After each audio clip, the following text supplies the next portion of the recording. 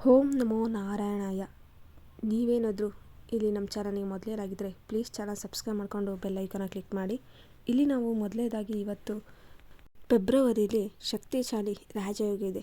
ಅದು ಯಾವ ರಾಶಿ ಮೇಲೆ ಅಂತೀರಾ? ಯಾವ ರಾಶಿಗೆ ಸಂಪತ್ತು, ಯಶಸ್ಸು, ಗೌರವ ಪ್ರಾಪ್ತಿ ಆಗ್ತಿದೆ ಅಂತ ಇಲ್ಲಿ ನಾವು ನೋಡೋಣ ಬನ್ನಿ. ಮೊದಲನೇದಾಗಿ ಫೆಬ್ರವರಿಯಲ್ಲಿ ಶಕ್ತಿಶಾಲಿ ಶುಕ್ರಾದಿತ್ಯ ರಾಜಯೋಗವಿದೆ. ಈ ರಾಶಿಗಳಿಗೆ ಸಂಪತ್ತು, ಯಶಸ್ಸು, ಗೌರವ ಪ್ರಾಪ್ತಿ ಮತ್ತು ಮುಂದಿನ ತಿಂಗಳಲ್ಲೂ ರೂಪುಗೊಳ್ಳಲಿರುವ ಶುಕ್ರಾದಿತ್ಯ ರಾಜಯೋಗವು ಗೌರವ, ಸಂಪತ್ತು, ಸಮೃದ್ಧಿ ಮತ್ತು ಯಶಸ್ಸನ್ನು ತರುವ ಪ್ರಬಲ ಖಗೋಳ ಘಟನೆಯಾಗಿದೆ.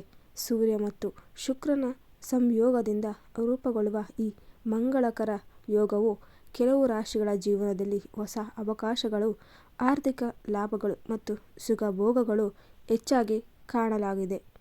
ಆ ಒಂದು ರಾಜಯೋಗ ಇರುವ ರಾಶಿ ಅಂದರೆ ಅದು ಮೊದಲೇ ರಾಶಿ ಯಾವುದಪ್ಪ ಅಂತಂದರೆ ಮಿಥುನ ರಾಶಿ. ಮಿಥುನ ರಾಶಿಯವರಿಗೆ ಶುಕ್ರಾದಿತ್ಯ ರಾಜಯೋಗವು ಹಲವು ಸಕಾರಾತ್ಮಕ ಬದಲಾವಣೆಗಳನ್ನು ತರಲಿದೆ. ಈ ಶುಭ ಯೋಗವು ನಿಮ್ಮ ರಾಶಿಯ ಭಾಗ್ಯಸ್ಥಾನದಲ್ಲಿ ರೂಪುಗೊಳ್ಳುತ್ತಿರುವುದರಿಂದ ಅದೃಷ್ಟ ನಿಮ್ಮ ಬೆಂಬಲಕ್ಕೆ ನಿಲ್ಲಲಿದೆ. ನಿಮ್ಮ ನಿಲುಗಡೆಗೆ ಬಂದಿದ್ದ ಕಾರ್ಯಗಳು ಪೂರ್ಣಗೊಳ್ಳುವ ಸಾಧ್ಯತೆಗಳು ಹೆಚ್ಚಿವೆ ಮತ್ತು ನಿಮ್ಮ ಪ್ರಯತ್ನಗಳಿಗೆ ತಕ್ಕ ಪ್ರತಿಫಲ ಸಿಗಲಿದೆ. ಈ ಸಮಯದಲ್ಲಿ ನೀವು ಧಾರ್ಮಿಕ, ಆಧ್ಯಾತ್ಮಿಕ ಮತ್ತು ಮಂಗಳಕರ ಕಾರ್ಯಕ್ರಮಗಳಲ್ಲಿ ಭಾಗವಹಿಸುವುದು ಸಾಧ್ಯತೆ ಇದ್ದು ಅದು ನಿಮಗೆ ಮಾನಸಿಕ ಶಾಂತಿಯನ್ನು ತರುತ್ತದೆ. ವೃತ್ತಿ ಅಥವಾ ಶಿಕ್ಷಣಕ್ಕೆ ಸಂಬಂಧಿಸಿದಂತೆ ದೇಶೀಯ ಅಥವಾ ವಿದೇಶಿ ಪ್ರಯಾಣದ ಯೋಗಗಳು ಇವೆ. ಅದು ಅತ್ಯಂತ ಲಾಭದಾಯಕವೆಂದು ಸಾಬೀತುಪಡಿಸಿಕೊಳ್ಳಬಹುದು. ಇನ್ನು ಭೂಮಿ, ಮನೆ ಅಥವಾ ಆಸ್ತಿಗೆ ಸಂಬಂಧಿಸಿದ ಯಾವುದೇ ಹಳೆಯ ವಿವಾದವಿದ್ದರೆ ಅದು ನಿಮ್ಮ ಪರವಾಗಿ ಇತ್ಯರ್ಥವಾಗುವುದು ಎಲ್ಲ ಲಕ್ಷಣಗಳು ಕಂಡುಬರುತ್ತದೆ.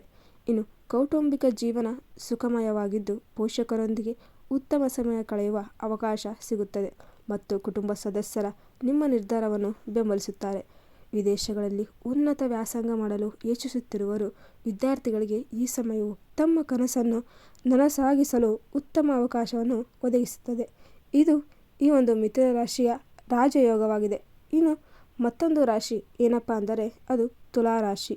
ತುಲಾರಾಶಿಯವರಿಗೆ ಶುಕ್ರಾದಿತ್ಯ ರಾಜಯೋಗದ ಪ್ರಭಾವ ಅತ್ಯಂತ ಶುಭಕರವಾಗಲಿದೆ. ಈ ಯೋಗವು ನಿಮ್ಮ ರಾಶಿಯಿಂದ ಪಂಚಮ ಭಾವದಲ್ಲಿ ಉದ್ಭವಿಸುವುದರಿಂದ ಪ್ರೀತಿ, ಮಕ್ಕಳು ಮತ್ತು ಸೃಜನಾತ್ಮಕ ಕಾರ್ಯಕ್ರಮಗಳಲ್ಲಿ ಯಶಸ್ಸು ಲಭಿಸುವುದು ಸಾಧ್ಯತೆಗಳಿವೆ. ಸಂತಾನಕ್ಕೆ ಸಂಬಂಧಿಸಿದ ಸಂತಾನದ ಸುದ್ದಿಗಳನ್ನು ನೀವು ನಿರೀಕ್ಷಿಸಬಹುದಾಗಿದೆ. ಇನ್ನು ಪ್ರೇಮ ಸಂಬಂಧಗಳಲ್ಲಿ ಮಾಧುರ್ಯ ಹೆಚ್ಚಾಗಿ ಸಂಬಂಧಗಳು ಹಿಂದೆಂದಿಗೂ ಹೆಚ್ಚು ಬಲಶಾಲಿಯಾಗುತ್ತವೆ. ಕುಟುಂಬದೊಂದಿಗೆ ಆಹ್ಲಾದಕರ ಕ್ಷಣಗಳನ್ನು ಕಳೆಯಲು ಅನೇಕ ಅವಕಾಶಗಳು ದೊರೆಯಲಿದ್ದು ಇನ್ನು ಗೃಹ ಪರಿಹಾರ ಆನಂದವಾಗಿರುತ್ತದೆ. ವೈವಾಹಿಕ ಜೀವನದಲ್ಲಿ ಸಾಮರಸ್ಯ ಮತ್ತು ಹೊಂದಾಣಿಕೆಯು ಹೆಚ್ಚಾಗಿರುತ್ತದೆ. ಇಲ್ಲಿ ಅವಿವಾಹಿತರ ಜೀವನದಲ್ಲಿ ವಿಶೇಷ ವ್ಯಕ್ತಿಯ ಆಗಮನವೂ ಆಗಬಹುದು.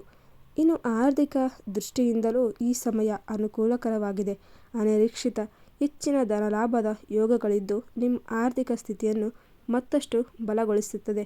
ಇದೆಲ್ಲ ತುಲಾರಾಶಿಯ ರಾಜಯೋಗವಾದರೆ ಇನ್ನು ಮತ್ತೊಂದು ರಾಶಿಯ ರಾಜಯೋಗ ಅಂದರೆ ಅದುವೇ ಕುಂಭರಾಶಿ. ಕುಂಭರಾಶಿಯವರಿಗೂ ಶುಕ್ರಾದಿತ್ಯ ರಾಜಯೋಗವು ಅತ್ಯಂತ ಪ್ರಯೋಜನಕಾರಿಯಾಗಿದೆ. ಈ ಯೋಗವು ನಿಮ್ಮ ರಾಶಿಯ ಲಗ್ನ ಭಾವದಲ್ಲಿಯೇ ರೂಪುಗೊಳ್ಳುವುದರಿಂದ ಇದಕ್ಕೆ ಕಾರಣ ಈ ಅವಧಿಯಲ್ಲಿ ನಿಮ್ಮ ಆತ್ಮವಿಶ್ವಾಸ ಮತ್ತು ಕಾರ್ಯಕ್ಷಮತೆ ಗಮನಾರ್ಹವಾಗಿ ಹೆಚ್ಚಾಗುತ್ತದೆ. ಇನ್ನು ನಿಮ್ಮ ವ್ಯಕ್ತಿತ್ವ ಮತ್ತು ವಿಚಾರಗಳಿಂದ ಪ್ರಭಾವಿತರಾಗುತ್ತಾರೆ.